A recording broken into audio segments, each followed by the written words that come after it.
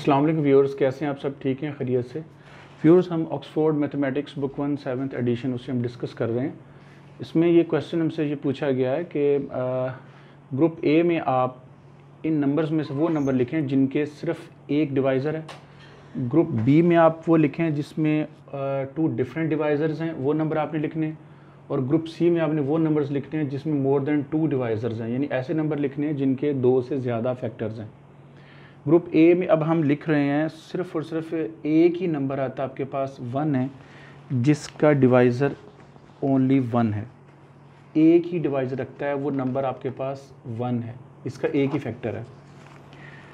उसके बाद group B में ये कहा गया है कि ऐसे नंबर्स लिखें जिनके 2 डिफरेंट फैक्टर्स हों। उसके अंदर एक तो आपके पास 17 है, ये ग्रुप बी में आएगा। ग्रुप ए को भी हम मेंशन कर देते हैं। और उसके बाद ये 19 आपके पास है, ये ग्रुप बी में है। सिर्फ इनके 2 डिफरेंट फैक्टर्स हैं, यानी इसका 1 और 17 और एक 1 और 19। मेरी पिछली वीडियो में आप देखेंगे तो आपको समझ आ जाएगी कि 17 के भी 2 फैक्टर्स हैं डिफरेंट, और 19 के भी। इनमें से और कोई ऐसा नंबर नहीं है जिसको हम ग्रुप बी में लिख सकें। ग्रुप सी में कहा गया कि ऐसे नंबर्स लिखें कि जिनके फैक्टर्स जो हैं, यानी जिनके डिवाइज़र जो हैं, वो मोर देन 2 हैं, 2 से ज़्यादा हैं। आई थिंक हम एक चीज़ मिस कर रहे हैं, वो 11 है। 11 के भी 2 डिफरेंट फैक्टर्स हैं। 11 के भी 2 डिफरेंट फैक्टर्स हैं, इसको भी हम ग्रुप बी में लिखेंगे। ठीक है, बाकी जो हैं जितने भी हैं वो 1 2 ज़ार 2 जो है ये भी ग्रुप बी में आएगा। इसके भी 2 डिफरेंट फैक्टर्स हैं। 2 को भी हम यहाँ लिख देते हैं। ठीक है, और हम देख लें 3 के 2 फैक्टर्स हैं, ओनली 2 फैक्टर्स हैं 3 के डिफरेंट फैक्टर्स, इसको भी हम बी में लिखते हैं। 4 के मोर देन 2 हैं, 5 के 5 भी हम लिखते हैं, ये भी ग्रुप बी में आएगा। ठीक है, और उसके बाद हम 7 को लिखते हैं, ये भी ग्रुप बी में आता है, क्योंकि ऐसे नंबर जहाँ हम लिखने ग्रुप बी में जिनके ओनली 2 फैक्टर्स हैं, डिफरेंट फैक्टर्स हैं। बाकी आप देख लें इसमें और कोई ऐसा नंबर नहीं है जो ग्रुप बी में है। ग्रुप सी में आप वो नंबर्स लिखने हैं जिनके मोर देन 2 फैक्टर्स हैं। उसमें आपके पास ग्रुप सी में सबसे पहले 4 आता है, 4 आप लिखते हैं। उसके बाद 6 है, ये भी ग्रुप सी में है। उसके बाद 8 है, ग्रुप सी है। उसके बाद 9 है, 10 है, ये ग्रुप सी में है, 9 और 10। उसके बाद 12 भी ग्रुप सी में है। हाँ, 13 एक और हमें यहाँ से मिला, वो भी ग्रुप बी में एग्जिस्ट करेगा, वो हम यहाँ लिख देंगे, क्योंकि इसके भी ओनली 2 डिवाइज़र्स हैं, 1 और 13। 14 ग्रुप सी में एग्जिस्ट करता है, वो यहाँ लिख देंगे। 15 16 ये भी ग्रुप सी में है, वो भी हम यहाँ पे उसको अलहदा से लिख देंगे, 15 और 16। 18 जो है ये ग्रुप सी में है, 20 भी ग्रुप सी में है।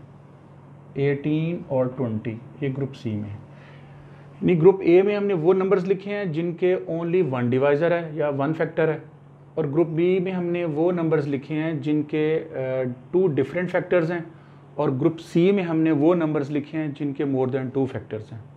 आप पिछली वीडियो में जाके इसको देख भी सकते हैं। तो ये हमारे 20 वर्ड जो नंबर्स थे वो सारे हमारे पूरे, हम इनकी काउंटिंग भी कर सकते हैं। 1 2 3 4 5 6 7 8 9 10 11 12 13 14 15 16 17 18 19 20। इसलिए मैंने इसकी काउंटिंग की है ताकि कोई ऐसा नंबर है जो मिस ना हो गया हो। अच्छा, उसके बाद एक और चीज़ जहाँ पे हमसे पूछी गई है कि zero is divisible by 1 2 3 4 and etcetera, कि ज़ीरो को कोई हम इस फॉर्म में ज़ीरो को लिख सकते हैं 0/1। यस, हम लिख सकते हैं 0/2। 0 समथिंग से मुराद मेरी ये है कि 0 के नीचे आप कुछ भी नंबर लिख दें, एनी नंबर लिख दें, 0 ओवर एनी नंबर। तो ये पॉसिबल है, ये डिवाइड हो जाएगा, ठीक है। 0 के नीचे यानी एज ए डिनोमिनेटर आप 0 के नीचे, लाइन के नीचे कुछ भी लिखते हैं तो ये चीज़ पॉसिबल है। यानी यूँ कह लें दूसरे अंदाज में हम कि हम 0 यानी ऐसे भी लिख सकते हैं, ये देखें। तो 1 2 3 4 5 6 कोई भी नंबर है वो हम उसको 0 मतलब 0 is divisible by any number, यूँ कह लें आप कि 0 ओवर समथिंग, ये चीज़ पॉसिबल है। उसके बाद एक और चीज़ पूछी गई है कि हाउ मेनी फैक्टर्स 0 है। 0 के तो इनफाइनाइट या इन्फिनिट, इसके तो फैक्टर्स बहुत ज़्यादा हैं, ये तो ला तादाद हैं जिनको हम काउंट ही नहीं कर सकते।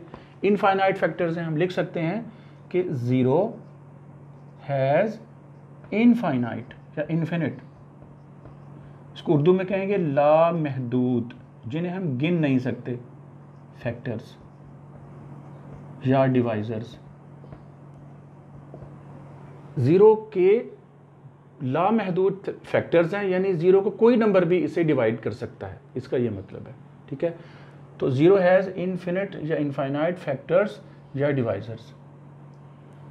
उसके बाद 0 की मैथमेटिक्स में कोई इतनी अहमियत नहीं है, लेकिन सिंपली ये देखा जाता है कि ये जब किसी डिजिट से या नंबर से मल्टीप्लाई होगा तो आंसर 0 आएगा। जैसे आपको ये बता रहा हूँ, जैसे 4 को मैं 0 से मल्टीप्लाई करूँ तो आंसर 0 हो जाएगा, 3 को मल्टीप्लाई 0 से करूँ तो आंसर 0 हो जाएगा। यानी 0 एक ऐसा डिजिट है, ऐसा इंटीजर है जिसकी इटसेल्फ तो कोई इतनी वैल्यू नहीं है, लेकिन जब ये किसी नंबर के साथ, डिजिट के साथ मल्टीप्लाई होगा तो उसका आंसर 0 आएगा।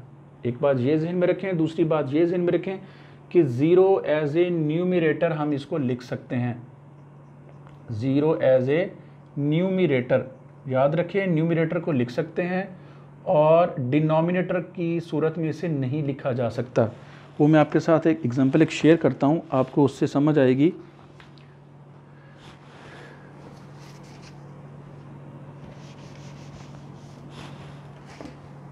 देखें, अगर मैं ये कहता हूँ 1/0 तो ये पॉसिबल नहीं है, नॉट पॉसिबल, ये पॉसिबल नहीं है, ठीक है। अगर आप कैलकुलेटर पे आप इसको चेक करेंगे तो वो एरर देगा, ई का साइन आ जाएगा लिखा हुआ, एरर दे देगा, ठीक है, ये पॉसिबल नहीं है। तो 1/0 कभी भी पॉसिबल नहीं होगा।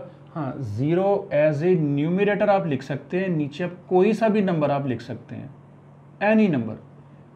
देख लें, डिनोमिनेटर और ये है न्यूमरेटर। एज ए न्यूमरेटर तो आप इसको लिख सकते हैं, लेकिन डिनोमिनेटर की फॉर्म में आप 0 को नहीं लिख सकते। ये नॉट पॉसिबल फॉर्म है, मतलब ये कि ये आप अगर कैलकुलेटर पे भी आप इसे चेक करेंगे तो आपको एरर देगा। उम्मीद है कि आपको समझ आ गई होगी। मैंने इन नंबर्स की ग्रुपिंग कर दी है।